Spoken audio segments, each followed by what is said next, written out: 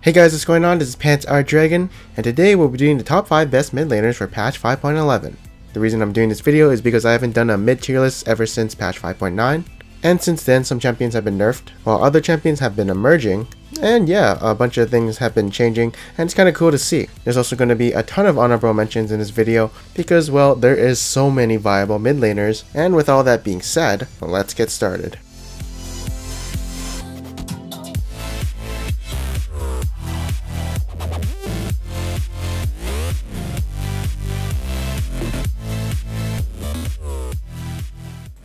Okay, so at number 5 is going to be Azir. Alright, so before I said don't play him, but the reason behind that was because I was seeing a lot of players not playing Azir to his full potential. And then I actually saw some good players actually playing him, and it changed my mind about him. So, he's a beast late game, his AP ratios are really high, and his sand soldiers do a lot of damage, and he's also got long range. And he's got his ultimate to protect himself, or of course initiate and clean up the team fight. And he's got lots of zoning potential with his sand soldiers in team fights, because they do a lot of damage. Although some of his cons are actually pretty big. First of all, he doesn't have great base damage, it's actually pretty weak, so he does rely on items to do some damage. And that means if he does fall behind, well, he is not going to be too useful for the majority of the game until he can catch up. Second of all, he's probably a very high skill cap champion, which means if you haven't mastered him, know all his tricks, have good decision making, etc., I don't recommend you playing him. Because if you actually want to do good with him, you gotta play him to the full potential. So yeah, if you're like gold or platinum, even diamond, I wouldn't recommend you playing him. But I do think he's a very good champion at the moment because of his high AP scalings. Next up at number 4 is going to be Ekko. So this guy is actually seeing a lot of bans in Champion Select, and I can say about Ekko is that he snowballs really incredibly hard because of his high assassination potential and his pretty strong AP ratios. But not only that, it's also one thing, he does have a 2.25 second AoE stun, which is incredibly strong, and it is extremely rewarding if you can stun a lot of people, or even just one person, but at the same time, it is also hard to land. But I mean, you do get a shield which can also turn things around, if in the right moment. Either way, I do feel like it is a pretty game-changing skill. Along with his ultimate, which you know has a 1.3 AP ratio on it for some reason, or just being a handy escape to get out of sticky situations, or just using it in lane to trade with the enemy to restore all the damage you just took. Either way, it is a really powerful skill, and I feel like a lot of high skilled players won't be hit by the ultimate, since you can see where his ultimate would land, but it does cause some kind of psychological zoning potential in your enemies. He also has a lot of tools to escape from enemies. For instance, he has a Q to slow the enemies down, he has his W to slow the enemies down, and he has a tumble with his E. And last but not least, he has his ultimate to return wherever he was before. He's also really good in small team fights because he does have a lot of CC and damage without the fear of being locked down by enemies. But other than that, he does have some cons in him. First of all, he doesn't really have the greatest laning phase, since he does have a fair bit of mana costs for his kit. And in team fights, he doesn't have the biggest presence. He'll probably just hop in, do his burst, and has to use his ultimate to hop out, and then wait for his cooldowns to come up. But other than that, if he does get a lead somewhere, he's actually pretty snowbally and can roll the game pretty fast. Next up at number 3 is going to be Twisted Fate. You know, pretty strong, has that semi-global ultimate to go on the side lanes and gank them, so he has that pressure. And I do feel like in this kind of tank meta, he can kite it out as long as he has the mobility to not get caught out by their spells. And Twisted Fate in this current meta is actually pretty strong because there's not a lot of assassins, so whoever could get to him quickly and finish him would definitely put him out of his misery.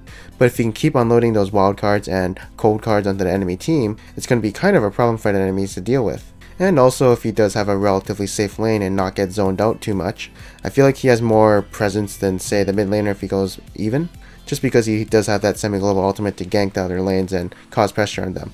Next up, we have Varus at number 2.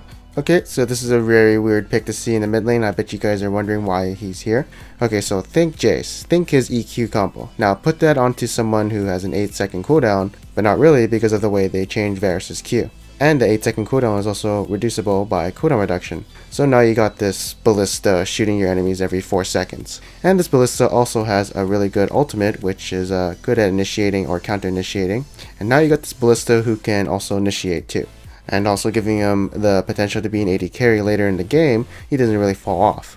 And the thing I like about Varus is that if you are doing really good, your poke will hurt a lot, but even if you're a bit behind, your Q still has really good base damage and it doesn't really rely on, you know, items too much. So your poke will still be relevant as long as you get some levels in you.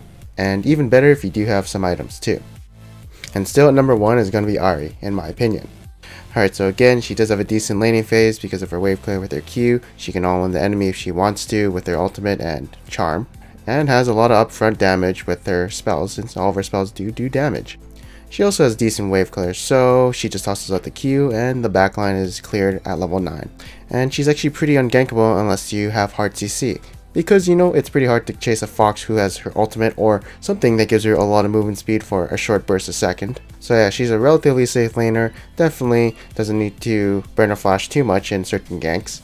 And yeah, I just feel like she's overall consistent. She's an assassin mage type of deal. The only thing I feel like that holds her back is that they nerfed her damage a lot in previous patches a long time ago. But that's about it. I still think she's really good. Next up, we'll be doing some honorable mentions, and first up is going to be Cassiopeia. Okay, so her late game got nerfed, whatever, that doesn't mean too much because her late game is still insane. But they did nerf the E mana refund a bit, so that means she has to manage her mana in lane a bit more efficiently. But I don't think it's too much of a big deal since she is still gaining mana even when she kills a minion. Although I do feel like it does hurt a bit.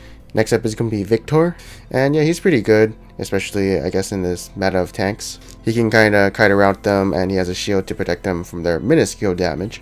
And his burst can surprise someone with how fast his spells do come out. And yeah, he's, you know, a pretty decent mid laner, he's viable. There's a lot of people picking him. I feel like there's stronger mids, but that's just me. And next up is going to be Annie. Again, she has that ultimate to destroy teamfights instantly. And she's pretty game changing even if she's behind or ahead because her initiation is so strong. Also, when she gets boots of mobility, she can roam to other lanes and, you know, pick up a few kills here and then. Next up is going to be AP Kog'Maw, who you know is really strong, especially with Luden's Ekko enhancing his poke. Even though that item did get nerfed, it's still pretty good on champions. But even if he didn't have Luden's Ekko, I still feel like he's really strong because when he hits level 16 and he has a bunch of these tanks protecting him, he's just gonna wipe the enemy clean before the team fight even starts. The way I see it, if he's level 16 and everyone's kind of protecting him, he will eventually win you the game. Next up is Ziggs. He's a pretty decent viable mid laner, but I do feel like they're stronger. But again, if you do want to play him, go for it. He's relatively safe, so there's nothing to really worry about if you don't, say, main mid lane and you don't have a lot of passive champions to play from.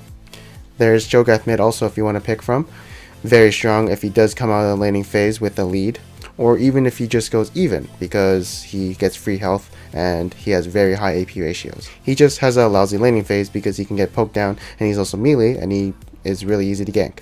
Next up is going to be Jace. So right here, his W and E didn't really get changed. The only thing that really got buffed on him was his Q damage, and having that extra Q damage could actually make him, you know, very good in the mid lane right now, as his power blast did go up by 40 damage at max rank, and a bit more when combined with acceleration gate. Although he is an honorable mention right now, I'm not sure if he'll actually be like maybe top 5 later if people start seeing he's really good with that buff on his Q. Next up is going to be Vladimir. You've seen him a lot of times in the mid lane. I prefer him in the top lane still, but he does work if he can survive that early game and pressure from some of his matchups. Hey guys, so thank you guys for watching this video. I hope you guys enjoyed it. If you guys did enjoy this video, maybe you'll enjoy top 5 best AD carries, top 10 best junglers, or even top 5 best top laners. I know for the AD carries it does say patch 5.9, but it's relatively the same as what I would do if I made it right now. And junglers and top laners will be released sometime later this week, so be sure to look out for that. And again, thank you guys for watching this video. Subscribe right there to join the No Pants Party, and I'll see you guys next time.